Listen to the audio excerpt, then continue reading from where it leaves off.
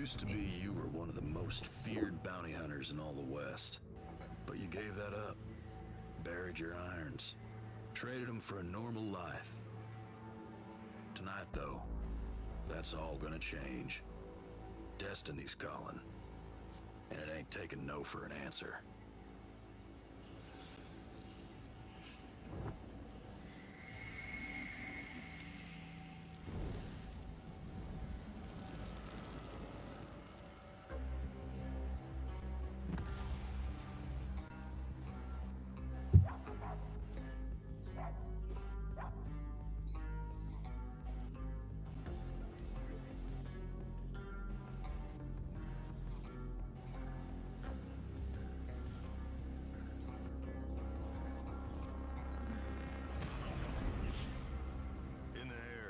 Smell of gunpowder. Your son dead in the dirt outside. And a burning at your neck. Like you've been branded with a cattle iron. Alright, so this is the beginning of the game. And this is the first journey out of 5. So you actually are going to play 5 different heroes. This is the bounty hunter journey. And you wake up to, unfortunately, your family that has been abducted and some killed. And the sheriff is there investigating, and she's waiting for you so that she can talk to you. Gail is showing how much interaction you can see in the game. Like you just open the window, you see a chair, you can sit on it, you can kick the chair, lift it, throw it away. It will generate sound. I mean, all those things are part of the simulation, and a sound would actually be heard by a character, so it can provide a distraction. It can loot a lot of things. If you see something that seems like it's interactive, it probably is. This is Sheriff Albright. What happened here is that there's a gang called the Stillwaters that have created havoc in the region, and she's here because she managed to capture one of them. So she reminds you that you're a bounty hunter because you've given up your career, but your gun is still hidden under the tree, and she wants you to join her in the nearby town called Grackle so that you can conduct the interrogation. So, I mean, obviously the game at this point is kind of encouraging you to grab your irons and try and follow the plot along. But I guess it being a kind of immersive sim action game, you could just do whatever you want. So I could, at this point, I could kill the sheriff. I could... That's right. You can pretty much kill anyone you want and decide that you're not going to be the good player that follows the rules. Mm-hmm. And if so, the game should fall back on its feet. Because everything exists without the player doing things, right? It's not like we spawn a key once you've talked to the sheriff. Like if the sheriff has a key, it's on her body. So then, yeah, you could kill the sheriff, get the key. Now, you would make your own experience a little difficult because if you were to do that, it means basically you're asking the game to stop helping you. Like all those markers that you see, things would be a little more complex than that. But you can still decide, you know what, I'm going to go out of this farm and do other things that have nothing to do with what they ask me, and still eventually manage to beat the game by just going through the things you have to do. So I wanted to talk about the fact that this is an action RPG a little bit, because now it makes more sense in context of seeing the demo. It's an RPG because the structure, it's an open structure. You can visit a lot of locations in very non-linear ways. You can, as you see here, like there are multiple ways in. There's doors and windows. There's verticality, and there are quests and side quests and items to collect, etc. But there's close to no stats. The dialogue is very simple, so you don't have to read tons of stuff. And everything is real time. There's no turn-based combat, so it's all driven by the action. That's why it's an action RPG, and all of this sits on a strong layer of simulation. Like all these systems interact with each other in ways that create interesting situations. So here we go. We found the gun. Matches your palm exactly. All blue. Been a while. So it's the Wild West. You have a gun. That kind of makes sense. Of course. Could you play this as a complete pacifist run? You could almost play it as a pacifist run. There are some people that you have to take down. We haven't done a non-lethal playthrough in that sense. but you can really limit how many people you kill. If you wanted, you could be. And in fact, there is a stat for that. There is it's we account for how many people you've killed. So if your goal is to kill as least people as possible, yet finishing the game, it's a thing. You can also kill absolutely everyone. That's the other thing. Like absolutely all quest givers, anything. Here, Gale is trying to do something where like he throw the bottle in the air and shoot at the bottle. This is what is possible with our systems in general, right? And that's why we like Emergent gameplay, is because you come up with system like a very flexible aiming system. Instead of being a system that auto aims at things, we actually let you aim at anything you want, even though there's verticality. So in a third-person view like that, it was pretty tricky to find that. But at the same time, you can combine things such as throwing something in the air and then shooting at it to make some sort of to create your own tactic, basically. And here Gael is showing some of the elemental gameplay, so it's more simulation stuff, where if you have water, if you have fire, you can do things like dousing fire with water, sorry. And of course, since the barrels was flying in the water, in the fire, then it got lit on the way. I was gonna say, it really just seems like, I mean, certainly at this point, you're definitely just showing off that if there is something in the world, you can interact with it, and it will behave the way that you want it to as a player. I can't even tell you how many times I've played a game where I have looked at something in the environment and gone, I should be able to interact with that, and then I can't, and it's disappointing. So I'm really intrigued to see just how much of this world I can mess around in. Yeah. Hopefully that's exactly what the players will get, right? It's an experience where they can test the boundaries of a game that is pretty flexible. Okay, so we've got like a fog of war here. How is the kind of map of the world set out? Is it all kind of small mini hubs that you travel to like this, and then they all and yeah. Do I have to go linear, or can I just So you could visit pretty much anywhere in this map, and it's it's like a 90s. It's a Fallout 1 type of travel map where you just click where you want to go, and on the way you might have encounters like this. This one is a forced encounter because it's still part of the tutorial. It's at the beginning of the game, but then you have random stuff happening to you, some good, some bad, and and you can pretty much go, decide you're just gonna go on a tangent and not follow the markers. Yeah. Oh, lucky with this power camp and dynamite then. Okay. Ooh. Oh, very good. We've got the slow-mo death cam. Is there a limit to how much you can carry? There is. I'm sorry. I know, I right? can't believe you've done this. Yeah, I know. Oh. There's a limit. I mean, we gotta limit it somehow, right? Weight or size. Yeah. And it's all part of like, hopefully, we're still tuning the game, but the goal here is that there's a good vibe of survival as well, where health and bullets and all that is pretty limited. So we kind of encourage you to explore, scavenge everything you can, repurpose things. Like here is cooking. Because he found some raw meat on the, I don't know, everything went so fast, I'm not sure if people realize, but so basically he found some raw meat on the coyotes, and so he cooks that and gets some health back. And obviously, you were mentioning that everything is persistent across the playthroughs with different characters. So at this point, could I, if I just dropped something, that would still be there when I came through with my next character? Yes, things stay around, and so yeah, you could, for your next character, for example, place some stuff in a chest. Okay, let's go to Grackle then to talk to the sheriff. Let's do that. Panic in the air. Folks hollering. Death and dirt.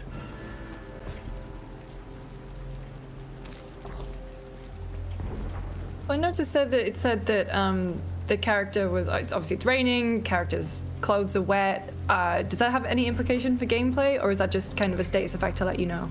It does, actually. We talked about the elemental gameplay a minute ago, and if it's raining, then things are wet. A little bit like in the style of Divinity Original Sin.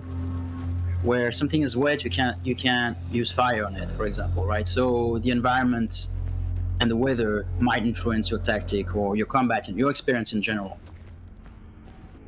Okay, so before talking to the sheriff, I will explore a little bit. Every building in the game is, of course, explorable. There is no fake buildings or whatever. So I'll try to get some stuff here, some loot maybe, after the fights with the Still Waters. Oh, actually, 2 lockpicks. Lucky. Very good. Always useful. Oh. Alright. And there's probably the option of showing you verticality as well. Ah. So I could just climb on anything? No restrictions? Yeah, you can climb on anything that it's based on metrics. So if the geometry is there for you to climb, and it would work as long as it's climbable, like in the sense of like the height is right. We don't put any fake blocking volumes or anything like that. Ooh. One thing I was going to ask, and obviously it came to my mind there just because you were climbing all over buildings, and usually a lot of games would kind of try and prevent the players doing that, but obviously Dishonored and Prey, other immersive sims, even Bioshock, which is kind of a lighter immersive sim, but they have these big speed running communities. And throughout development, have you thought about ways that people will kind of, you have these really intricate, I was gonna say, you've got these intricate systems, but there's, there is that community who wants to break those. Oh, they're gonna murder it. They're gonna finish it in 57 seconds. For sure. For sure. Yeah, because that's the thing, is like there's those highly systemic games, if you find a way to exploit some situations, which is desirable, that's what we want, that's why they bring so many cool emergent situations. You can also pretty much win them fairly, once you really know the systems, but that's kind of cool. I don't think they will finish it in 57 seconds the first time they play it. No. So here are I got a relic in the building, and relic lets you buy some cool abilities specific to characters, to weapons. So here I'm gonna take Fan the Hammer, which allow me to quickly empty my magazine in combat like this. Oh, nice. Okay, so will be useful in a minute, I guess. I was gonna say, because it's all been very not weird up until this point. I've been waiting for the occult to kind of creep in, and so relics. It's coming. But we wanted actually there's a ghost here, which is not really supposed to be. It's kind of weird. Like Systemic stuff we have to control. We have to tune those things. But anyway, we wanted a beginning that would be very easy to get in, like familiar. It starts with really pretty much the Wild West in a fairly familiar way, and then it goes deeper into the weird. Well, yeah, because I mean, it subverts your expectations in a way, because you're presented with something that's familiar and comfortable, and then it's just a ghost sitting around outside. Yeah. So here is the gang member, the Stillwater. Here, what happens is that you can conduct the interrogation both ways, either violent by breaking fingers or more gentle and reassuring. Either way, at the end, you'll find out that his gang is working for a set of creatures called the Sirens. And the Sirens eat people. So they disguise as humans, but they actually turn into those beasts. So that's where you know that your spouse is probably somewhere locked in a cage, being ready to be eaten. Can I kill him? For revenge? Don't know if you want risks or not. It'll be on you, man. Oh, so you got a reputation system as well. Could you talk a little bit more about that? Yeah, so Gail surprised me on this one. Thank you. Yeah, so reputation will, first of all, the sheriff responded to you killing the prisoner, but it's okay to do it because after all, he was a bad guy in this case. But anyway, reputation goes up and down based on things you do, and it will have effects on who you can recruit, because there are, at some point, you can recruit people in that follow you around and will help you in combat. And it also affects prices in stores, for example, or global response from characters to you. Okay, now let's go to the Stillwater hideout. And for the purpose of the demo, we are going to skip the next location where you need to find the tracks of the Stillwaters. But as the world will stay coherent, if the player exploring the world randomly come into the hideout location, then the game will know it and will not force him to go back to mission 2, then mission 3. If you find it, then you can directly go through it. So I'm gonna try to do that.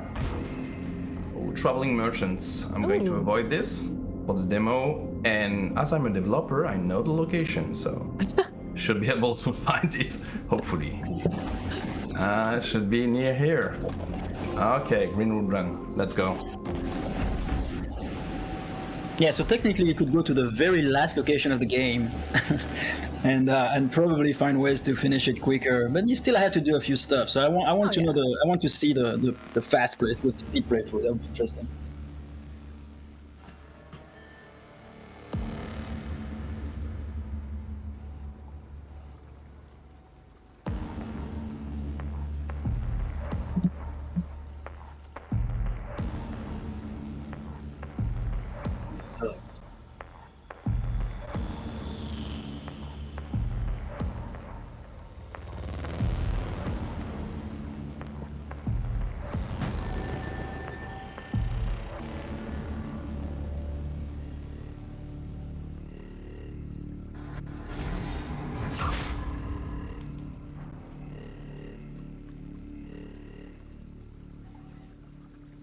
Raph, you mentioned earlier that because obviously you're playing through the game with 5 different characters. When it comes to the amount of dialogue in the game, it's maybe less than in others. Could you talk about the decision to do that? Yeah, some of it is, some of it is a matter of taste. Like I've enjoyed games with tons of dialogue, but this one, the experience we wanted to provide was something that was a little lighter on the dialogue and more on the what you do actually. So it's not about like trying to find all the options, etc. of the dialogue, but it's more about knowing what you have to do, like in a concise way, which is a little more digestible. Gotcha. You still have choices sometimes, but those are usually choices that will matter, not just flavor. Yeah, I love that jump. Okay, so let me go the brutal way first in the camp. Yeah, Gael is going to this very like direct way, which is one way. This is the hardest way to keep it. Yeah. So here are a lot of guys on the minimap. I will try to use the ammo box. So either I can take it for my gun, then probably if I kick it and shoot at it, it will create the traps. So here a guy here. Maybe I will attract him like this and get the ammo burning. Okay, he escapes. So he ran away. He ran away like a coward. That wasn't on me. That was on you get it? Oh, dynamite. Okay. Gael is such a gamer artist. So yeah, the brutal way is quite hard. You have to take the right abilities. You have to, planify as well. So now I'm going to take another save in front of the camp, and we're going to try the stealth way. Try to explore a little bit, and see how it goes. So do those relics lock you into those powers, or can you swap them around? No, we like to commit. Okay. So let's go. A second time now. All right. So we'll just skip the cinematic. And it's daytime, so I need to be careful here. Just look around. So there are lots of things to explore in Weird West. Find clues about the lore of the world, but also about your objective. I'll try first to follow this one that is exiting the camp. I can. Believe in you. You've got this. This is the stressing part of the demo, right? You don't want to fail. There is another one here in the barn. Okay, let's go.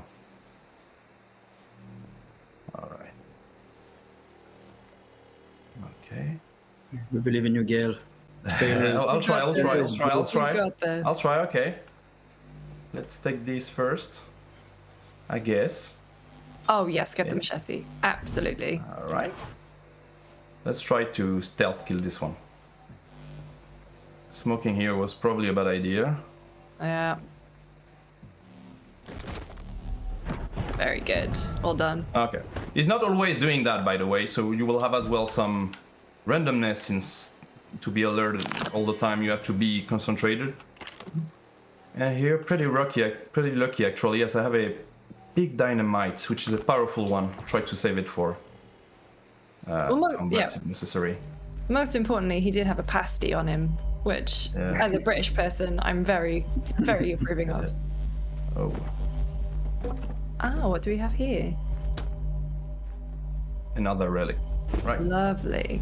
Okay, so we'll just choose another ability, and this time I think I will show you the charge, probably with the blade, which is useful in combat, but as well in stealth, to do quick stealth skills.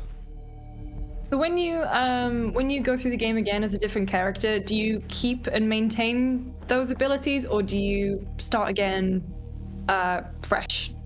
So there's two way. I mean, like, I'm not sure if you're talking about the next journey, because then in this case you will start with a different character. It's in the same world though. So yeah, in this case you start fresh on the abilities, but you still have your perks. The perks are common to the entire playthrough, whereas the abilities are per character. Perfect. Okay.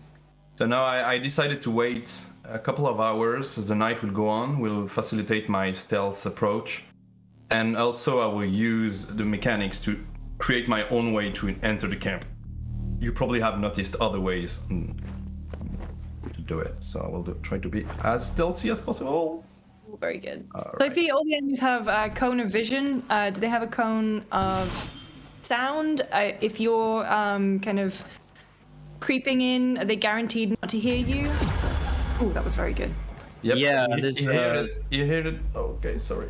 They hear you, yes. Yeah, they hear you. Yeah. Okay. Or gunshots or suspicious sounds.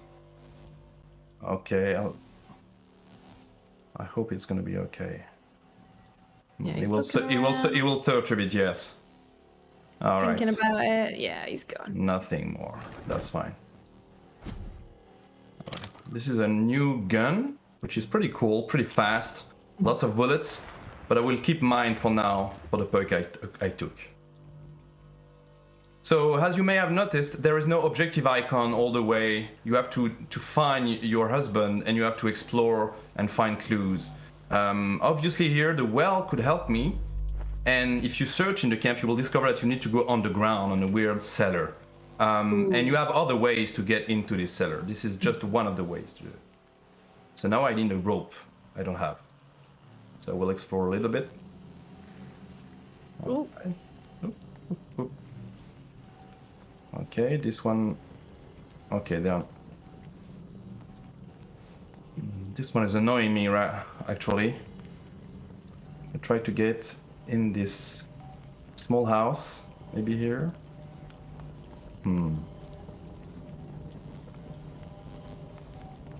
Okay, There maybe you go. now. Maybe now. Oh no, there is the other one. Okay. All right. I like this one to get out. Maybe. Is there You throw anything something? nearby that you could throw? Maybe. Okay, he's leaving. Okay, maybe I will wait for that. Oh, he's. Oh, Yeah. there is another one. Okay, I Ooh, will try grab- this. Oops. Yeah.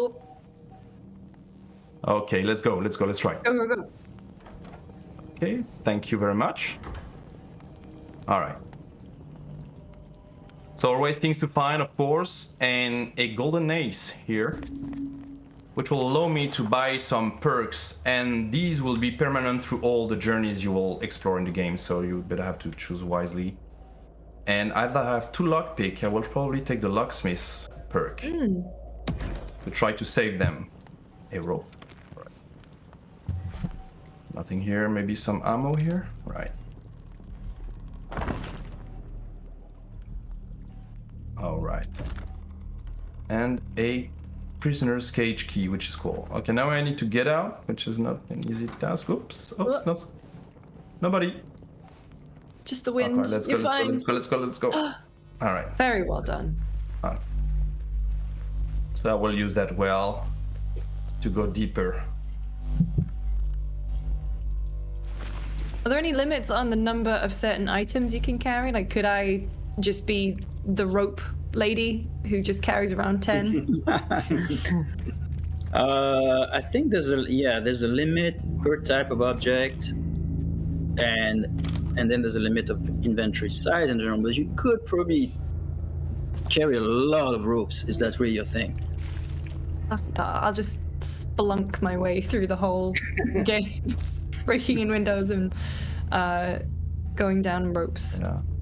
So actually, lucky me, I got the key. But if I had lockpicks, I could also lockpick it. Amulet of Russian blood. But this is random, of course. On critical hits, regain a small amount of health, which is pretty cool. Very nice. Let's equip it. All right.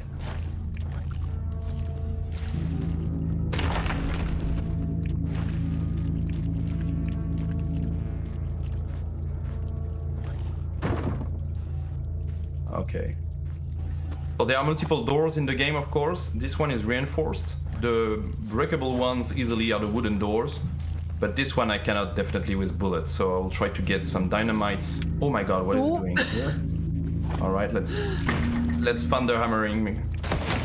I was gonna say, how's the stealth going? Because we just ran into that guy. Alright. Oh, a shotgun. That's cool. Ooh.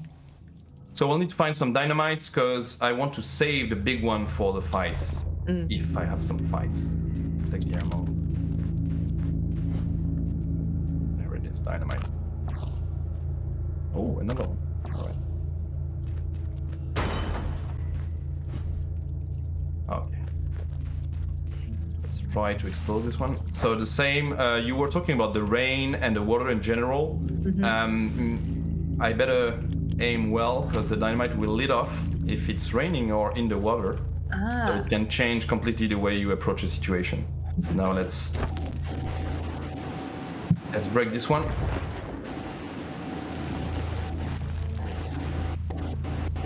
And my god. And we're in. Yeah. It's not finished yet. Okay. I'll try to. Alright. Okay. What is that green? It's some poison, and mixed with fire, it will create some explosions. Lovely. Like this. Yeah. So you can combine them. Try to get the loot without burning, right? I was gonna say you are oiled currently, Yeah. so that could end very badly for you. Yeah, if I get some fire on me, I will take high damage, and oil are also slowing down people, so you can use it at your advantage for very fast enemies. But we will not talk about that today, I guess. Okay, there was one here. Another one, 2, 1. Okay, so I'll probably use the big dynamite here to try to get them both at the same time, maybe. All right. Now let's take the gun. Nice. Oh, Okay. and the bullet time. And it was in fire, so that's cool. It will roll to extinguish the fire, so it's not dead anymore. Okay. Oh, some health would be. You get a Oh, I got him. All right. very good. I was gonna say where you get a crit, a critical hit, get some health back.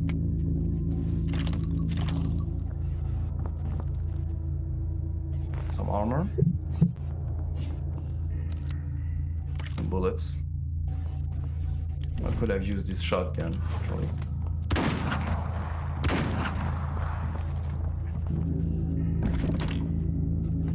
And some money. There you go. All right.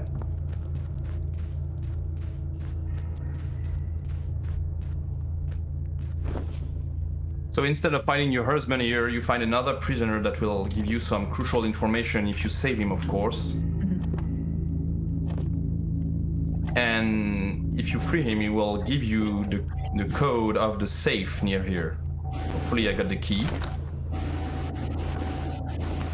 And I'll be able to take this safe now. Oh, there is this one. There you go. Now our reputation is back to normal, I guess. Down 15, up 10. Oof. Yeah. All right, I bet again as well, so that's cool. All right, $50. Let's take it.